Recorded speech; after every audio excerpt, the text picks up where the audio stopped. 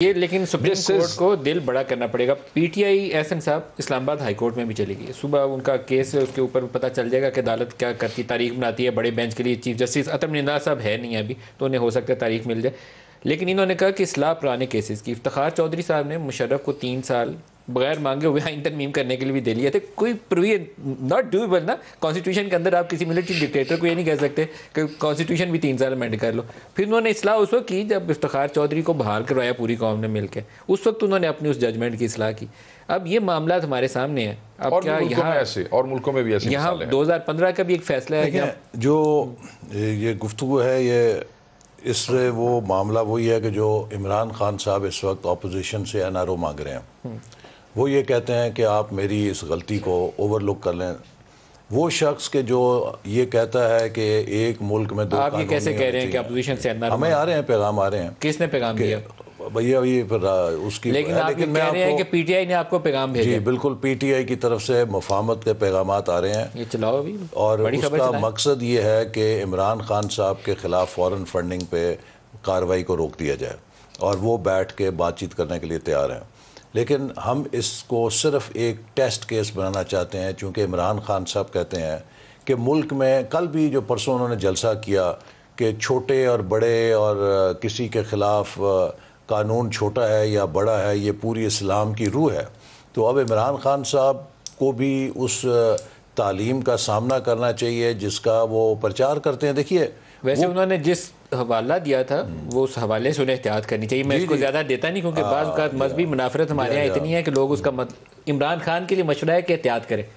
نہیں, وہ تو انہیں 7 قتل معاف ہیں. وہ حدیث کا حلیہ بگاڑ دیں, وہ قرآن کی آیتوں کا حلیہ بگاڑ دیں, اللہ پاک معاف فرمائے, کلمے کا حلیہ بگاڑ دیں, ان کو قتل معاف ہیں. یہ تو ہمارے خلاف تحریکیں چل جاتی ہیں کہ جھوٹے کیسز کے اوپر بنا کے کہ نہ ہم گولیاں کھا لیتے ہیں, ہم نے کیا کچھ نہیں کیا کھایا مذہبی کارڈ کے حوالے سے. تو بہرحال یہ ہے کہ میں سمجھتا ہوں کہ یہ عمران خان صاحب کی پالیٹکس کا امتحان ہے. میں اگر ان کی جگہ ہوتا تو میں خود کو سب سے پہلے احتساب کے لیے پیش کرتا. انہوں نے کہا جی آئیں میرے, دیکھیں کتنے تضادات ہیں کہ ایک شخص جو یہ کہتا ہو کہ دوسروں کا سب کا احتساب ہونا چاہیے, خود کو وہ احتساب کے لیے پیش کرنے کے لیے تیار نہیں ہے. وہ دوسروں سے حساب مانگتا ہے کہ منی ٹریل دو, اپنی منی ٹریل دینے کے لیے تیار نہیں ہے.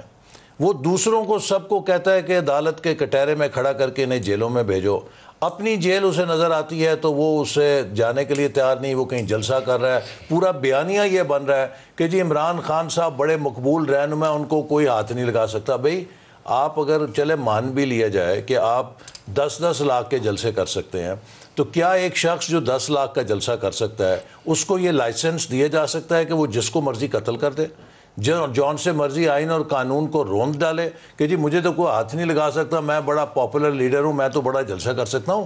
بات یہ ہے کہ اگر آپ نے آئین اور قانون کو توڑا ہے تو آپ اس کے نتائج کے لیے تیار رہیں. اگر آپ نے نہیں توڑا تو آپ کو کسی قسم کا خوف نہیں ہونا چاہیے. میں بریک پہ جانا ہے, لیکن ایک جملہ آپ کی زبانی سنوں تو آپ کے خیال میں پھر وہ 62(1)(f) کی تلوار عمران کے سر پہ لٹک رہی ہے.